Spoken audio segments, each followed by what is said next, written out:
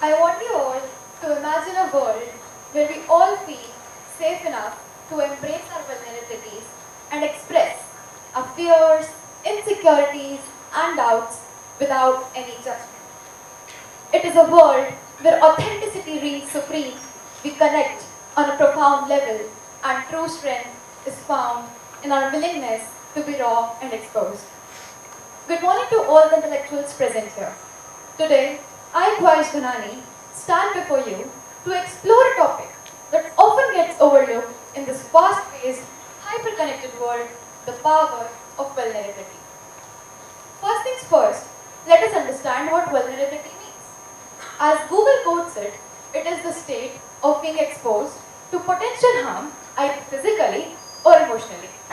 Or you could just say that when you tell someone that you're hurt or that fear that this might happen or that you're insecure about your body, you are vulnerable. However, vulnerability is not a weakness. It is courage. It is the act of taking off our masks, shedding our armor, and revealing our bare selves to the world. In this society, we often admire those who appear invulnerable, those who appear invincible, the strong, the stoic, and the unshakable individuals. We watch movies and idolize the heroes who are strong, mighty, and bold. But let me tell you, folks, when finally the main character allows himself or herself to break to the world, to be vulnerable, we don't just idealize them, we connect to them. The breakthrough scenes in most movies are when the audience connects personally to the character. And when does that happen? When the character is easy to look through, easy to understand, easy to relate, and easy to connect to. Brené Brown, a renowned researcher on vulnerability, once said, "Vulnerability is the birthplace of love, belonging, joy, empathy, courage, and creativity."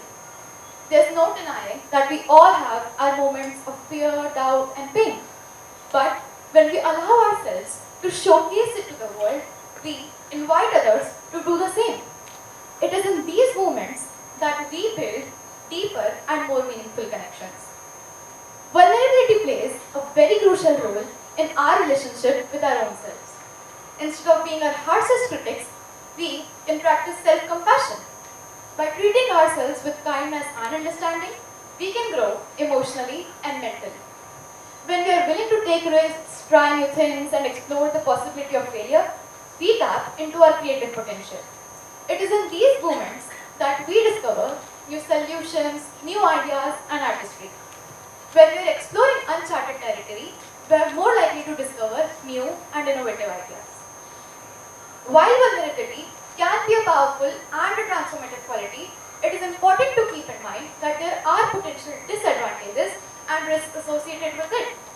For example, there is the risk of being hurt, the risk of being misinterpreted or misunderstood, and most importantly, too much dependency on others for emotional support. So, it is very important that we choose the right people to be exposed to. One of the main barriers to vulnerability is the fear of judgment.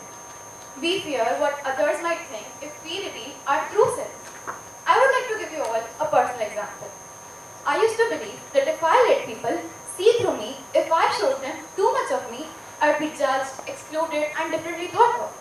But when I did start sharing with people, I realized people have similar experiences. So instead of feeling excluded, I felt even more included.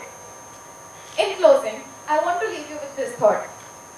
Vulnerability is not a weakness, but a testament to our courage and authenticity.